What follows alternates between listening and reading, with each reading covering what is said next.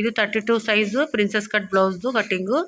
ಇದಕ್ಕೆ ನಾವು lining attach ಮಾಡಿಕೊಂಡು ಆಮೇಲೆ 2 ಪಾರ್ಟ್ನ ಜೋಡಿಸ್ಬಿಟ್ಟು 32 ಸೈಜು ಅಂದರೆ ನೀಟಾಗಿ ಐರನ್ ಮಾಡ್ಕೋಬೇಕು. ಇದನ್ನು ಎಲ್ಲಿ ಸ್ಟಿಚಿಂಗ್ ಹಾಕಿದ್ವಲ್ಲ ಅಲ್ಲಿ ಮಾತ್ರ ಐರನ್ ಮಾಡಿ ನೀಟಾಗಿ ಸೆಟ್ ಮಾಡಿದ ಮೇಲೆ ಕಪ್ಪುಗೆ ಮಧ್ಯದಲ್ಲಿ ಮಾರ್ಕಿಂಗ್ ಹಾಕಿ ನಾವೆಲ್ಲಿ ಪಾಯಿಂಟೆಡ್ ಮಾರ್ಕಿಂಗ್ ಹಾಕಿರ್ತೀವಲ್ಲ ಅದರ ಮೇಲೆ ಇಟ್ಕೊಂಡು ಸ್ಟಿಚಿಂಗ್ ಹಾಕ್ಬೇಕು.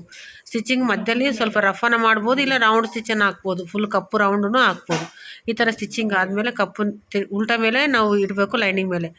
ಮತ್ತು right side full front part ಇರುತ್ತಲ್ಲ ಅದು ಹಾಕ್ಬಿಟ್ಟು ಮೇಲೆ ಸ್ಟಿಚಿಂಗ್ ಮಾಡಬೇಕು. ಲೈನಿಂಗ್ ಜೊತೆಗೆ ಸ್ಟಿಚಿಂಗ್ ಹಾಕಿರೋ ಪೀಸ್ನ ಮೇನ್ ಪೀಸು ಲೈನಿಂಗ್ ಒಂದು ಸೆಟ್ ರೆಡಿ ಮಾಡ್ಕೋಬೇಕು ಫಸ್ಟೇ.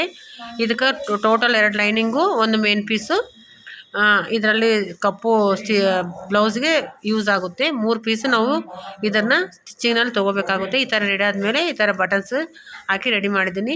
ಇನ್ನು ಟೋಟಲ್ ಫಿನಿಶಿಂಗ್ ಹಾಕಿಲ್ಲ. ಆದಮೇಲೆ ಬ್ಲೌಸ್ ತೋರಿಸ್ತೀನಿ. Thank you.